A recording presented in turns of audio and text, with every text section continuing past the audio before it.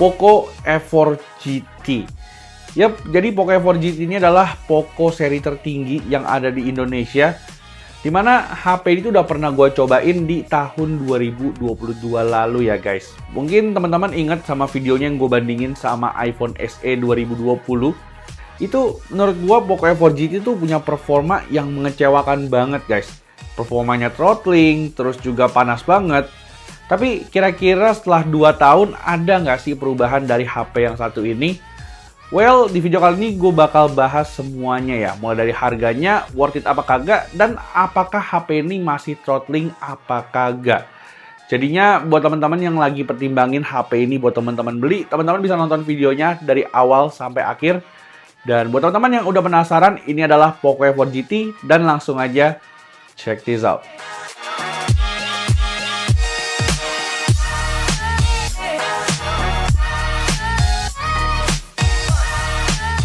Alright, mungkin pertama-tama kita bakal start bahas HP ini dari sektor desainnya dulu ya. Dimana menurut gua di tahun 2024 desain dari Poco F4 GT ini tuh masih ganteng banget. Soalnya teman-teman bisa lihat ya, bahasa desain dari HP itu punya garis-garis yang berkarisma dan bikin HP ini jadi kelihatan maco banget. Gue yakin buat teman-teman yang pakai Poco F4 GT di tongkrongan pasti bakal diliatin sama orang-orang. Soalnya emang desainnya menurut gua se-ikonik itu guys. Teman-teman bisa lihat juga lampu flashnya ini tuh bentuknya kayak lightning gitu. Dan di bagian sampingnya Poco F4 GT juga punya fitur yang keren banget yang dinamain sama Poco, yaitu shoulder trigger. Yes, jadi berbeda ketimbang sama smartphone gaming lain yang pakai tombol haptic di bagian triggernya. Tapi malahan si Poco F4 GT ini tuh ngasih tombol trigger fisik nih guys, yang secara experience-nya menurut gua lebih mantap ketimbang sama yang pakai haptic. Teman-teman wajib cobain sendiri rasanya gaming pakai si tombol shoulder trigger ini. Tapi sebelum nyampe soal gamingnya, mungkin kita singkirin dulu kali ya. Karena nanti bakal ada hal-hal penting yang pengen gue bahas soal gaming di Poco F4 GT ini. Tapi terlepas dari itu semua, ada satu hal yang gue kurang suka dari Poco F4 GT ini. Yaitu adalah tombol fingerprintnya yang sayangnya masih di bagian samping. Nah, jadi di sini gue agak menyayangkan kenapa Poco nggak kasih fingerprint under display di Poco F4 GT ini. Padahal layarnya ini tuh udah pakai panel AMOLED loh, yang harusnya udah possible banget kalau seandainya pengen ditaruhin fingerprint under display. Ngomongin soal display, di sini menurut gua Poco F4 GT sebenarnya udah cukup oke buat dipakai di tahun 2024, dimana HP itu dibekali sama layar berukuran 6,67 inch dengan panel AMOLED dan juga punya resolusi Full HD Plus 120Hz. Kualitas layarnya ini tuh menurut gua masih cakep banget buat teman-teman pakai di tahun 2024. Soalnya gua udah coba HP ini selama kurang lebih 2 minggu terakhir, experience nontonnya tuh mantep banget ya guys. Layarnya tuh menurut gua kelihatan vivid dan juga tajam. Dan HP ini juga ada support HDR10 Plus guys. Jadinya buat teman-teman yang pengen nonton konten HDR, HP ini tuh tentu aja udah support sama fitur tersebut. Cuman menurut gua untuk speakernya di sini sebenarnya agak sedikit kurang kalau saya kita bandingin sama HP-HP flagship di tahun 2024. Soalnya di sini gua udah bandingin sama iQOO 12 ya guys. Dan menurut gua Poco F4 GT ini tuh meskipun punya setup quad speaker, tapi menurut gua suaranya tuh kayak kurang gitu clear aja gitu. Tapi kalau seandainya teman-teman nggak bandingin secara head to head, ini tuh kualitas suaranya menurut gua udah cakep banget. Cuman sayang banget ya guys, sebagai HP gaming, Poco F4 GT ini tuh masih belum dilengkapi sama lubang earphone jack 3,5 mm.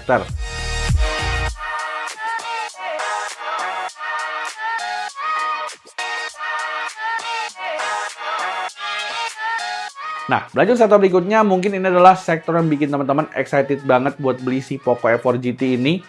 Karena jujur aja HP itu gue dapetin dengan harga yang murah banget guys. Cuman 3,9 jutaan aja. Di sini meskipun gue beli HP-nya secara batangan, tapi performa ditawarin sama HP ini tuh worth it banget. Soalnya HP itu dibekali dengan chipset flagship yaitu Snapdragon 8 Gen 1 ya guys. Dengan RAM 12GB dan juga storage 256GB.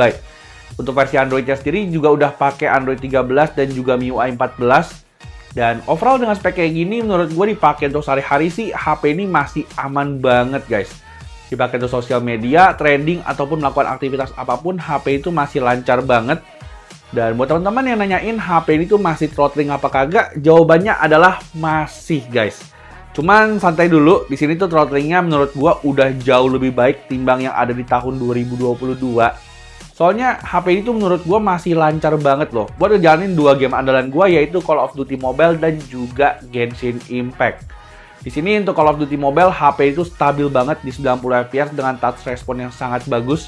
Dan shoulder triggernya ini juga menurut gue ngebantu banget nih guys, buat teman-teman jadi lebih mudah waktu lagi main game tersebut. Intinya sih game Call of Duty Mobile 90 fps ini udah aman banget, gak ada masalah sama sekali. Cuman kalau untuk Genshin Impact, saran gua teman-teman bisa customize dulu untuk setelannya di game turbo ya guys, supaya HP itu performanya bisa lebih di-unlock dan juga bisa ngasih FPS yang lebih tinggi. Kalau dulu mungkin gue coba Genshin Impact di highest 60 FPS, cuma bisa dapetin FPS di sekitar 30-40 FPS aja. Tapi kali ini gue main Genshin Impact di map Sumeru yang terkenal berat banget. HP ini tuh berhasil dapetin FPS sekitar 45-55 FPS nih guys. Dan kadang-kadang juga bisa sampai hampir 60 FPS. Ini tentu aja udah jauh banget lebih meningkat ketimbang sama Poco F4 GT di tahun 2022.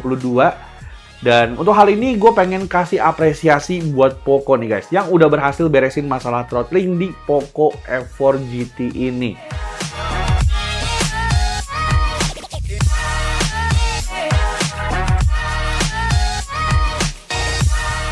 Nah, lalu ngomongin soal UI-nya juga, di sini menurut gua kalau ngomongin soal UI sih, Poco emang kayaknya masih belum gitu berbeda ketimbang sama yang tahun 2022. Dimana untuk updatean HyperOS juga masih belum didapetin di Poco F4 GT ini ya guys. Jadinya untuk experience-nya so far juga masih mirip-mirip aja sama Poco UI di tahun 2022. Cuman perbedaannya adalah iklannya di sini tuh kayaknya hampir nggak pernah muncul nih guys. Nggak kayak dulu yang menurut gua tuh sering banget muncul dan lumayan ngeganggu. Jadinya meskipun MIUI ini masih belum jadi UI favorit gua, tapi at least HP itu udah jauh lebih baik buat teman-teman pakai. Dan gue bisa banget ngerekomendasiin Poco F4 GT ini nih guys, kalau seandainya teman-teman pengen beli HP ini di tahun 2024. Terus lanjut ke sektor berikutnya, yaitu ngomongin soal baterai. Mungkin sektor ini tuh bisa jadi concern buat teman-teman semua yang pengen beli si Poco F4 GT ini. Soalnya untuk baterainya sendiri, Poco F4 GT ini tuh baterainya cuma 4700 mAh ya guys. Dan tentunya setelah 2 tahun pasti ada pengurangan performa dari si baterai HP yang satu ini. Di sini untuk pemakaian sehari-hari, HP itu menurut gua masih cukup oke meskipun SOT-nya tuh agak sedikit kurang. Cuman tenang aja guys, buat teman-teman yang beli HP ini secara pusat, teman-teman tuh bakal dapetin juga charger 120 watt yang menurut gua tuh udah kenceng banget. Tapi karena gua ngecasnya pakai charger biasa, jadinya 0-100 butuh waktu sekitar 30-40 menit. Jadinya untuk masalah baterainya ini sih gua no worry ya guys. Kecuali teman-teman kerjanya tuh di luar seharian, itu tuh teman-teman wajib banget buat bawa power bank.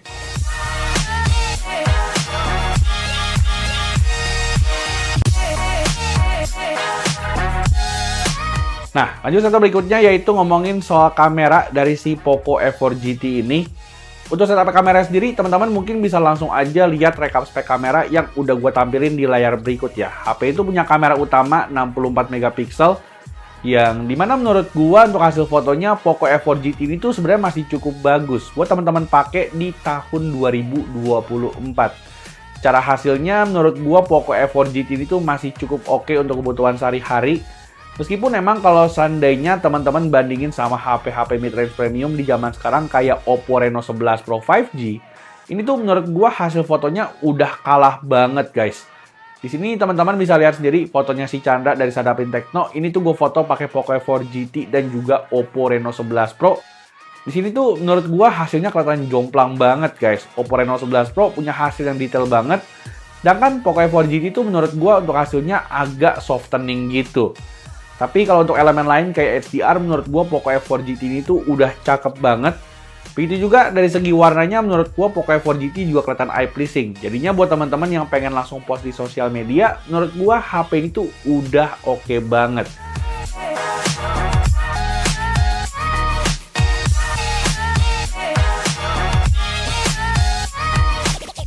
Nah, lalu berlanjut ke foto low light. Di sini menurut gua Poco F4 GT surprisingly juga punya hasil foto yang oke banget.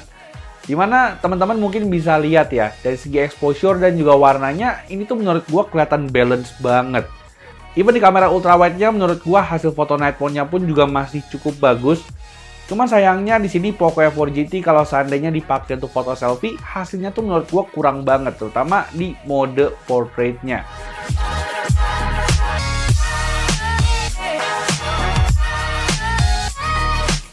Nah, lalu lanjut ke sektor videografinya, jujur ini juga bikin gua salut banget sama Poco F4 GT ini.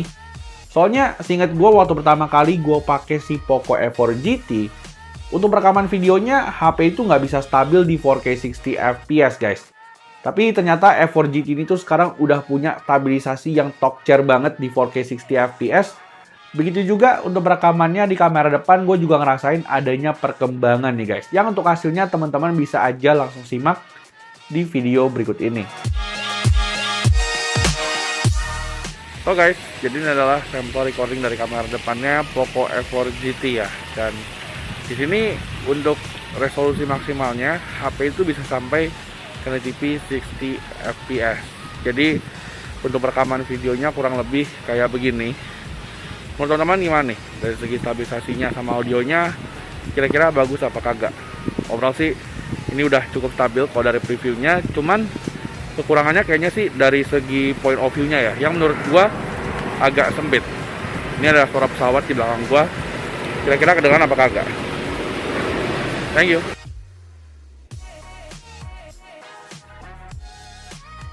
Nah, lalu sekarang kita lanjut ke sektor yang terakhir, yaitu ngebahas soal harga dan juga kesimpulan dari si Poco F4 GT ini. Di sini sebelumnya gue pengen kasih spill dulu ya. HP itu gue dapetin dengan harga 3,9 juta dari toko Lakusix Indonesia. Tapi emang di sini harga tersebut tuh gue beli secara batangan. Dan menurut gue dengan harga tersebut, gue tuh nggak kecewa guys. Karena menurut gue value ditawarin sama HP ini tuh udah oke banget. Di sini teman-teman bisa dapetin performa yang kenceng, layar yang bagus, dan juga punya desain yang kece banget. Dan gak cuma itu aja, ternyata kamera dari HP ini pun juga masih cukup oke loh guys. Buat teman-teman pakai di tahun 2024. Cuman ya emang kekurangannya palingan cuma ada di sektor UI-nya aja yang gua kurang srek, sama baterainya yang udah agak boros. Tapi menurut gua itu nggak jadi masalah lah. Karena dari segi chargingnya, HP ini tuh justru udah ngebut banget. Terus buat teman-teman yang nanyain soal NFC-nya, HP itu karena HP flagship, jadinya NFC udah aman di HP ini. Jadinya di tahun 2024 kalau saya teman-teman lagi cari HP dengan harga 4 jutaan, kayaknya HP itu worth it banget nih guys. Buat teman-teman beli di tahun 2024.